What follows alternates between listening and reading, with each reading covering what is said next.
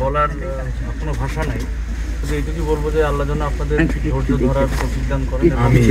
আপনারা যে ধৈর্য ধরে কবর করে আপনারা এই পর্যন্ত আসছেন, আমাদেরকে সহযোগিতা করেছেন এবং সবাই।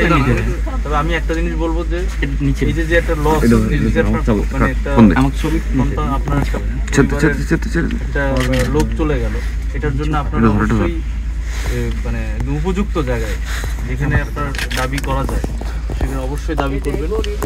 আপনার আমি তো অবস্থা দেখে বুঝতেছি যে অত সমর্থ নাই, তা আপনারা এটাই দাবি করবেন এবং আপনাদের মতো করে সেই দাবিটা উত্থাপন করবেন।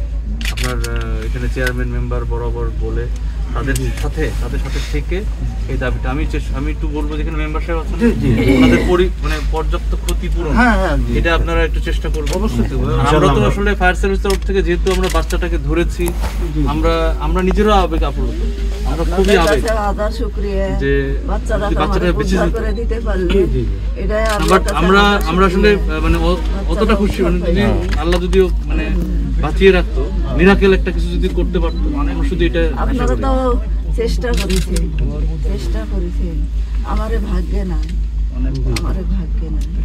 চেষ্টার তো কোনো ত্রুটি নাই, আমারে ভাগ্যে নাই। ভাই মাথাটা ঢুকিয়েছেন, ভিডিও হচ্ছে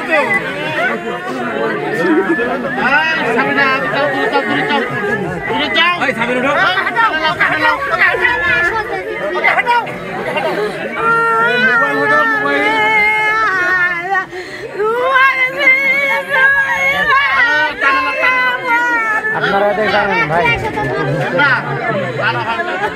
একটু মুখটা দেখান গো ভাই, মুখটা একটু দেখান ভাই, একটু মুখটা দেখান, আমরা দেখতে পাইনি, একটু দেখান ভাই, দেখান। কেউ খাবে না, কেউ খাবে না,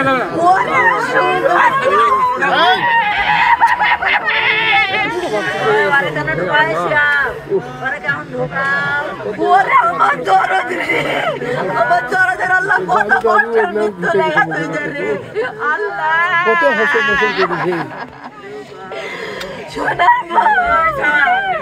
আল্লাহ, তুমি আমার ধরা কত কষ্টের মৃত্যু লেখা, তুই কখন আল্লাহ